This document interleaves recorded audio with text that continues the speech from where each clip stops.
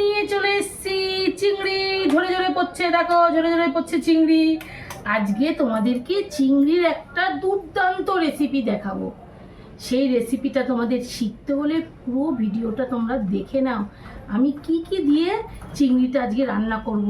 একদমই রান্না করতে আজকে ইচ্ছা করছিল না, মনটা খুবই খারাপ ছিল, কিন্তু সমস্ত জঞ্জাল সমস্ত নোংরা পরিষ্কার করে মনটাকে ক্লিয়ার করে আমি ভাবলাম যে না, আমার কাজ তো আমাকে করতেই হবে, বলো, তোমাদের সামনে আসতে হবে, তোমাদেরকে সুন্দর সুন্দর রান্না করে দেখাতে হবে।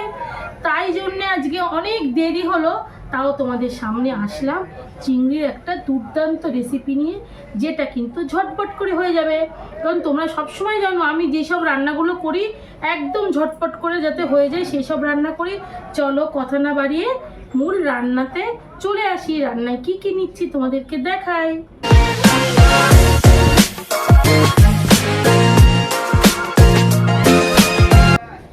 এখানে আমি নিয়ে নিয়েছি 500 গ্রাম চিংড়ি, যেটা দিয়ে হবে আজকে পেঁয়াজ চিংড়ি। আজকে রেসিপিটার নাম হচ্ছে পেঁয়াজ চিংড়ি।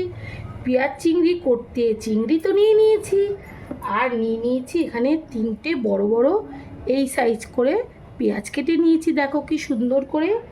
আর পেঁয়াজ চিংড়ি করতে আরও নিয়েছি টমেটো, আদা, কাঁচা লঙ্কা, রসুন। আর লাগবে আমার একটুখানি জিরে গুঁড়ো, হলুদ গুঁড়ো আর কাশ্মীরি লঙ্কা গুঁড়ো।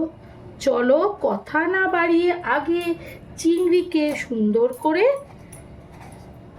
লবণ, হলুদ আর লঙ্কার গুঁড়ো আর একটুখানি তেল দিয়ে ভালো করে মেখে নেব। তাতে কি হবে যে মাছের মধ্যে নুন হলুদটা ভালো করে ঢুকে যাবে আর লঙ্কার গুঁড়োটাও ঢুকে যাবে, তাহলে চিংড়িটা খেতে কিন্তু ভীষণ সুন্দর হবে। এইভাবে মেখে রাখতে হবে। আর এখন আমাকে তৈরি করতে হবে এই যে টমেটো, অর্ধেকটা মতো টমেটো নেব, আদা লঙ্কা রসুন পেস্ট করে নেব। পেঁয়াজ কিন্তু পেস্ট করব না, পেঁয়াজ এইভাবেই রান্না হবে। চলো আগে আমি এই সমস্ত জিনিসগুলোকে আগে পেস্ট করে নিই। রান্না করতে কি লাগে? প্রথমে লাগে সর্ষের তেল বা সাদা তেল, যে কোনো একটা তেল লাগে। আমার রান্নায় আজকে চলে যাচ্ছে সর্ষের তেল। আমি বেশিরভাগ মাছ রান্না করি সর্ষের তেল দিয়ে। আচ্ছা, তেলটা তো গরম হয়ে গেছে। আস্তে আস্তে করে এই যে মাখা চিংড়িগুলোকে আমি ছেড়ে দেব। খুব সাবধান, চিংড়িগুলোকে একটু ভেজে নেব। এই রান্নাতে অনেকেই কিন্তু কি করে বলো তো বন্ধুরা, অনেকে করে চিংড়ি সেদ্ধ করে নেয়। চিংড়ি সেদ্ধ করার থেকে আমার মনে হয় ভেজে রান্না করলে কিন্তু বেশি স্বাদ হয়। আমি ভেজেই রান্না করি সব সময়। তাই চিংড়িগুলোকে একটু ভালো করে প্রথমে ভেজে নেব। পেঁয়াজগুলোকে এবার ছেড়ে দেব, চিংড়ি তুলে নিয়ে চিংড়িগুলোকে তুলে নেব। দেখো এইভাবে কিন্তু ভাজতে হবে। আর কত সুন্দর কালার হয়েছে তোমরা দেখো বন্ধুরা। এরকম ভাজা চিংড়ি পেঁয়াজ লঙ্কা দিয়ে ভেজে খেতেও ভীষণ সুন্দর লাগে গরম ভাতের সাথে। আমার আজকে তাই মনে হচ্ছে, কিন্তু রান্নাটা তো হবে অন্যরকম। চলো এই দেখো সুন্দর করে ভেজে নিয়েছি।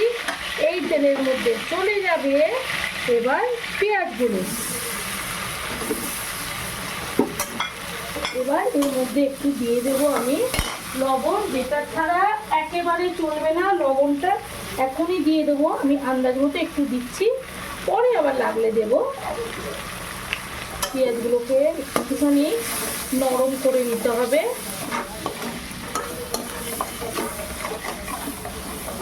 এই রান্নাটা দেখতে দেখতে তোমরা কিন্তু একদম সরে যেও না, রান্নাটা পুরোটা দেখো, তোমাদের খুবই ভালো লাগবে। তোমরা চটজলদি এরকম করে করতে পারো। আজকে আমার রেসিপিটা অন্য করার কথা ছিল, যেহেতু আজকে একটু দেরি হয়েছে সেই জন্য ভাবলাম একটা চটজলদি তোমাদের একটা মজাদার রেসিপি করে দেখাই। আরেকটু ভাজা হবে।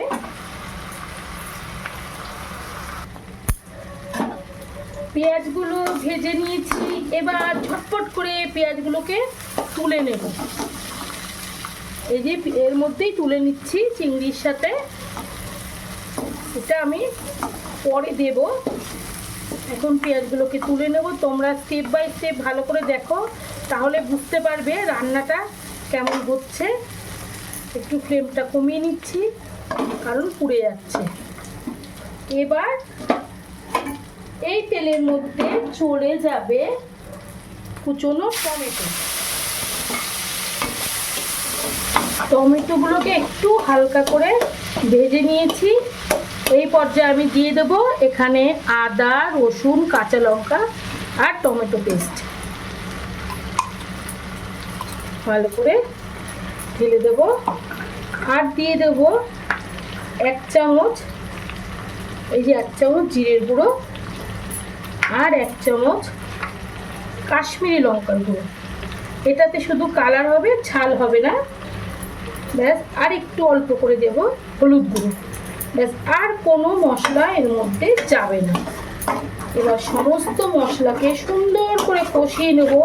লবণ আমি একদমই দেব না, কারণ চিংড়ি ভাজার সময় আমি অনেকটা লবণ দিয়েছি, পেঁয়াজের মধ্যে দিয়েছি, তাই প্রয়োজন হলে তখনই আমি লবণটা দেব। আস্তে আস্তে করে সুন্দর করে ধরে ধরে মশলাটা এখন কষিয়ে নেব যতক্ষণ না মশলা থেকে তেল ছাড়ছে। নাড়তে নাড়তে এইভাবে সমানে তোমরা কিন্তু নাড়বে, না হলে যেহেতু আমি আগে স্টিলের কড়াইতে করছি, আমার ক্ষেত্রে এটা প্রবলেম হচ্ছে। যদি আমি ছেড়ে দিই তাহলে স্টিলের কড়াইতে লেগে যাবে। আর ননস্টিকি প্যান হলে এত বারবার করে নাড়া লাগবে না, আমাকে সমানে নাড়াতে হচ্ছে। এই দেখো নাড়তে নাড়তে পুরো তেল ছেড়ে গেছে।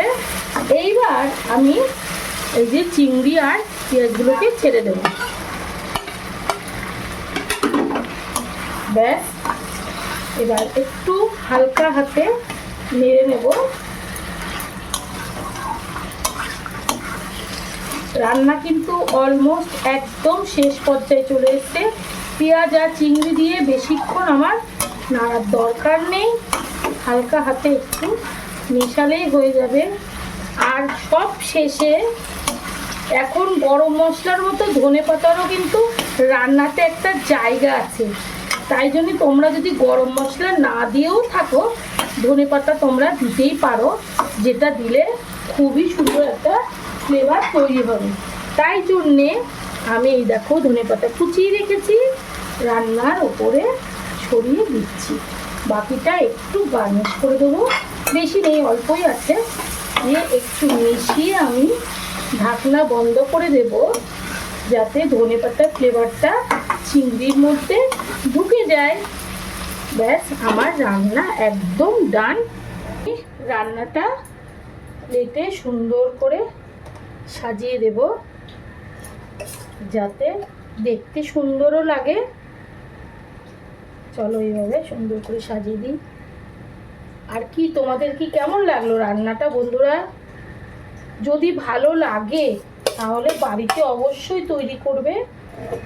তোমরা যদি তৈরিটা না করো বাড়িতে, তাহলে কিন্তু তোমরা মিস করবে এত সুন্দর একটা ঝটপট রেসিপি। দেখতে যতটা সুন্দর হয়েছে, খেতেও ততটাই কিন্তু সুন্দর হয়েছে। বাড়িতে তৈরি করার আবারও অনুরোধ রইল। আর রেসিপিটা যদি তোমাদের ভালো লাগে তাহলে একটাই কথা, লাইক, শেয়ার, কমেন্ট। আর যারা নতুন দেখছো তারা অবশ্যই সাবস্ক্রাইব করবে, নাহলে পরের ভিডিও দেখতে পারবে না। টাটা।